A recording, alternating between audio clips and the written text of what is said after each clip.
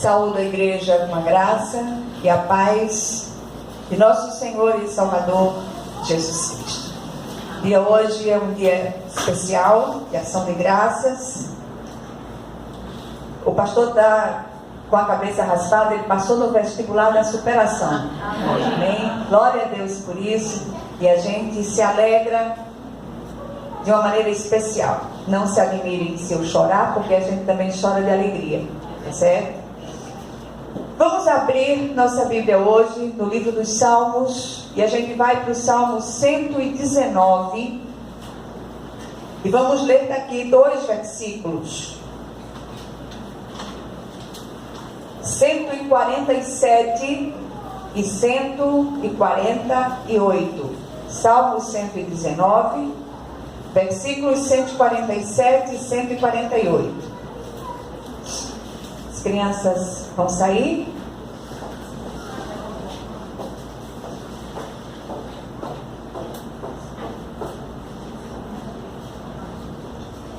Diz assim a palavra do Senhor. Salmo 147 e 148 diz assim: Antecipo-me ao alvorecer do dia e clamo, na tua palavra espero confiante. Os meus olhos antecipam-se às vigílias noturnas para que eu medite nas tuas palavras. Amém? Amém. Glória a Deus. Eu vou ler esses mesmos versículos na linguagem da NVI, que diz assim: Antes do amanhecer me levanto e suplico teu socorro. Na tua palavra coloquei a minha esperança. Fico acordado nas vigílias da noite para meditar nas tuas promessas. Amém? Amém. Glória a Deus. Vamos orar mais uma vez. Querido Deus e Pai Celestial, nós te rendemos graças, porque o Senhor é bom e a sua misericórdia dura para sempre. De modo muito, muito especial, quero te agradecer por mais esse livramento concedido ao teu servo. E te peço de um modo muito especial, por esta palavra que será ministrada, que o Senhor possa tocar os corações de uma maneira especial, que nós possamos ser ministrados através dela, em nome de Jesus. Amém. Amém. Queridos, hoje meu neto Pedro chegou com uma novidade. Ele chegou me dizendo que passou a noite numa vigília. E passou a noite inteira, era de, não sei se de 10 às 6 da manhã, alguma coisa assim. Eu disse: meu filho, eu acho que você passou a noite, foi amarrado, porque ele chegou com uma fome tão grande. Mas isso é só um detalhe. O que é que eu quero trazer para a igreja hoje? Eu quero começar com uma pergunta. Você já fez uma vigília solitária em busca do socorro do céu? Levanta a mão aí. Ixi, como foi pouca gente.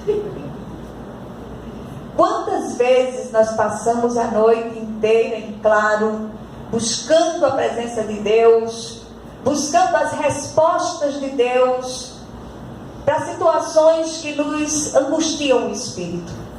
Eu acho que vocês foram tímidos e não quiseram admitir, mas eu acho que essa não é uma prática exclusiva aqui do salmista. Eu acho que a maioria absoluta de nós passa por esses momentos dramáticos de perder a noite de sono, perder os olhos parece que secam, a gente quer dormir, mas não consegue conciliar o sono, porque os pensamentos vêm aos borbotões e a gente pergunta ao Senhor muitas coisas. Nós temos muito mais perguntas que respostas. Por que nós estamos atravessando isso? Qual o teu propósito para esta situação? Senhor, consola o meu coração, me enche com a tua presença, enche os meus espaços, de modo que eu não sinta o peso deste momento tão dramático. E aí a gente vê o salmista dizendo isso em outras palavras. Este salmo é o mais longo desse livro profético e traz uma exaltação à palavra de Deus. Eu queria estimulá-los a pelo menos uma vez por mês ler esse salmo todo. É um texto muito longo, mas eu acho que vale muito a pena você parar e ler e meditar, deixando que as verdades ali contidas possam ser internalizadas por nós. Perguntar ao Espírito como essa verdade pode afetar a minha vida, como essa verdade contida aqui pode transformar a minha vida. Então que o Senhor, Ele possa desvendar os nossos olhos, como pede o salmista aqui no versículo 18, para que nós possamos contemplar as maravilhas da lei do Senhor. Eu confesso a vocês que nesses dias eu tenho ancorado neste salmo de uma maneira muito especial, porque as palavras do salmista aqui, ao ouvir as palavras, elas soam para mim quase autorais. É como se o sentimento do salmista encontrasse eco no nosso próprio coração, assim como acontece com tantos de vocês. Então, são tantas agonias que nós temos enfrentado, tanto pessoalmente como nação, como povo de Deus, sobre a terra, as perseguições que o povo tem passado, as angústias de vidas, enfermidades graves. Todo dia chega uma história pesada aqui, que nós precisamos acudir, que nós precisamos ouvir. Às vezes a gente não tem o que dizer àquela pessoa e a única coisa que a gente tem para fazer é chorar junto, coisa que não é difícil para mim ultimamente, chorar, né? E aí tem sido difícil prosseguir, tendo que enfrentar tantas lutas por fora e tantos temores por dentro. E a única coisa que nos faz ter forças para seguir em frente é a confiança extrema nas grandes e muitas promessas de Deus. Se Ele fizer, Ele é Deus. Se Ele não fizer, Ele é Deus. E Ele vai aquietar o nosso coração diante daquela situação dramática que nós estamos vivendo. E aí, peço licença aos irmãos, porque nessas horas de profundas agonias, de dificuldades grandes pelas quais todos passamos, é inevitável também as lembranças da minha mãe que emergem da minha memória, inevitavelmente, como eu disse.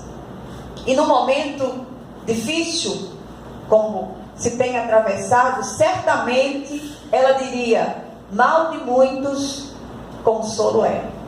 Não sei se vocês já ouviram esse ditado, mas todos, indistintamente, num nível ou no outro, num grau ou no outro, estamos passando por momentos difíceis, momentos dramáticos. Se nós fôssemos parar nesse instante aqui da pregação, para que vocês testemunhassem, certamente meu neto Pedro ia passar por outra vigília, noite adentro, porque a coisa ia ser séria. E aqui nos versículos citados, nós encontramos 3 verdades ou 3 afirmações do salmista que quase nos soam autorais. Primeiro, ele diz que levanta antes do amanhecer para suplicar pelo socorro de Deus. E aí, minha nora lembrava hoje a mim que a fila de noite é menor. As pessoas procuram o Senhor para orar à noite porque pressupõem que a fila é menor. Eu acho que não é tão menor assim. Eu acho que todo mundo descobriu isso e está todo mundo orando nas madrugadas, chorando nas madrugadas, buscando a presença de Deus. E ele diz: antes do amanhecer me levanto e suplico o teu socorro. E aí a gente pergunta: quantos de nós não se identificam com tal afirmação? Segunda afirmação do salmista: ele colocou a sua esperança no Senhor, a sua confiança, a sua esperança, apesar de todos os pesares. A nossa confiança e a nossa esperança precisam estar no Senhor que fez os céus e a terra. Mesmo no meio de choros, no meio de lamentos, no meio de angústias profundas, é no colo do nosso Pai que nós encontramos abrigo, que nós encontramos refrigério, que nós encontramos refúgio. E o salmista diz: na tua palavra coloquei a minha esperança. Aí eu pergunto outra vez: e quanto a nós, em meio às nossas angústias, em quem temos depositado a nossa esperança? É importante que nesses momentos de reunião, em assembleia solene, nós paremos para meditar nessas verdades. E ao sair daqui, não deixe que a palavra se perca. Peça ao Espírito de Deus que continue ministrando ao seu coração de um modo vivo. Terceira afirmação do salmista, ele traz à memória as promessas de Deus e nelas medita. Fico acordado nas vigílias da noite para meditar nas tuas promessas. Será que a gente faz disso uma prática constante? Será que nós não temos perdido de vista as promessas, as grandes e muito preciosas promessas de Deus? E na hora do desespero, na hora da agonia, a gente deixa de meditar nessas promessas porque as perdemos de vista. Quero dizer a vocês que o choro das madrugadas, ele é lícito. Os questionamentos diante de Deus são lícitos. O que a gente não pode é sair difamando Deus por aí. Diz, olha, Deus fez isso comigo, Deus fez aquilo comigo. Não, vá para a presença do Senhor, feche a porta do seu quarto, fale com o seu pai que ouve em secreto, e o seu pai que ouve em secreto há de recompensá-los em nome de Jesus. E aí a gente para um pouco aqui para meditar a respeito do texto lido. Primeiro, o salmista aqui expressa a sua aflição noturna, tão parecida com aquela que sentimos tantas vezes nas madrugadas. Parece que à noite, quando a terra se cala, tudo se torna mais difícil, sobretudo aqueles ruídos internos, aquelas vozes que se levantam internamente para nos assombrar. É quando nos recolhemos, ou pelo menos quando tentamos fazer isso, depois dos tantos afazeres do dia, que normalmente esses afazeres nos exaurem, que as inquietudes se levantam para nos atemorizar. Eu não sei se vocês sentem isso, mas eu não estou imune a isso. Essas sensações, elas são absolutamente democráticas. Todos nós, indistintamente, passamos por elas. Então, elas não fazem acepção de pessoas. Assim sejamos novos ou velhos na fé, nos angustiamos. E mente quem diz que não sente essa angústia. Aqueles que não sentem, pode esperar, porque vai sentir. Vou logo avisando. Que sejamos jovens ou idosos, sentimos muitos medos. Independente de raça ou gênero, nós nos afligimos. E o próprio Senhor Jesus, como o William pregou aqui a semana passada, ele disse: eu lhes disse essas coisas para que em mim vocês tenham paz. Neste mundo vocês terão aflições, contudo, tenham bom ânimo, eu venci o mundo. João, capítulo 16, versículo 33. O Senhor venceu para nos habilitar a vencer também. Então, aquilo que nós necessitamos para enfrentar todas as vicissitudes que tem nos cercado, o Senhor já nos habilitou. Ele já nos capacitou. E o salmista, num outro momento, ele traz uma palavra consoladora. Ele diz: os justos clamam, o Senhor os ouve e os livra de todas as suas tribulações. O Senhor está perto dos que têm o coração quebrantado e salva os de espírito abatido. E aí ele completa: são muitas as aflições do justo, mas o Senhor de todas o livra. Nós seremos livrados, quer na vida, quer na morte, mas nós seremos livrados. E aí tem uma coisa muito interessante, que o mundo diz assim: a esperança é a última que morre. A esperança do crente não morre jamais. Ainda que o crente morra, a esperança. Amém? Amém. Terceiro lugar, o grande segredo aqui é nos refugiar em Deus, até que passem as aflições, as inquietações e todas as calamidades, sim, porque elas passam, tudo tem um tempo de validade, tudo tem um ciclo a ser cumprido, segundo os soberanos propósitos de Deus.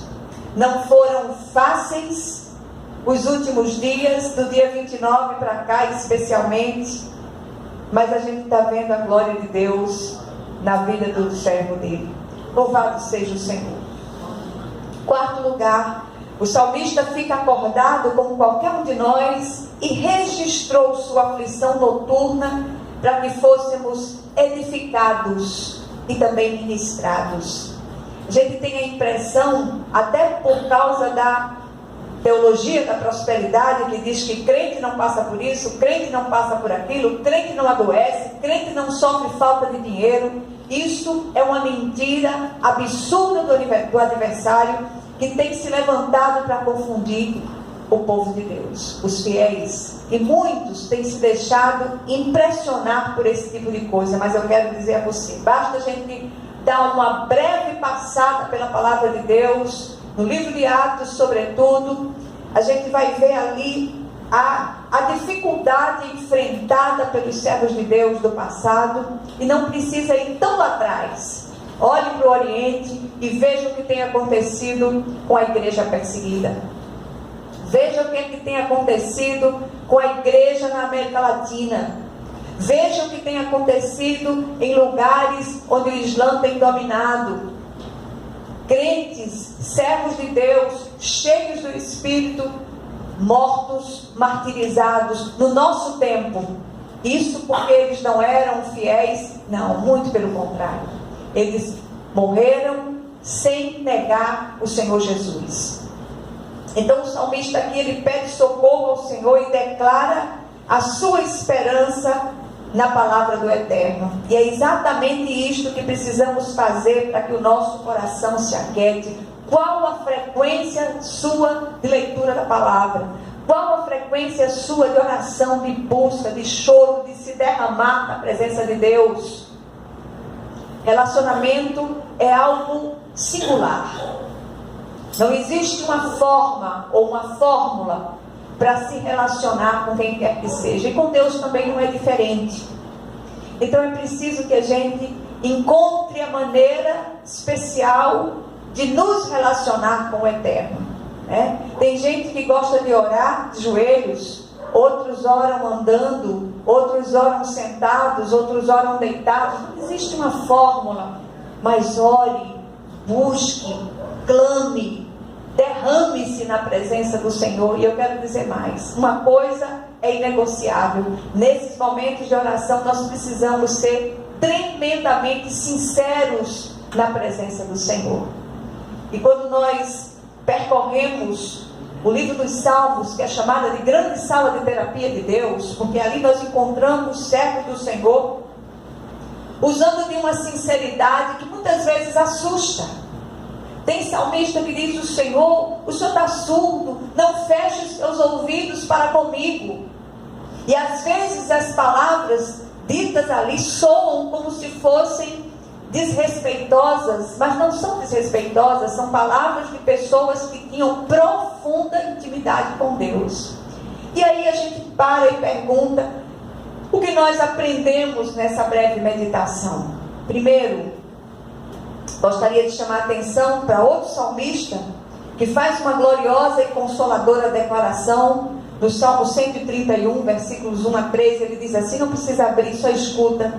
Ele diz: Senhor, o meu coração não é orgulhoso e os meus olhos não são arrogantes. Não me envolvo com coisas grandiosas nem maravilhosas demais para mim.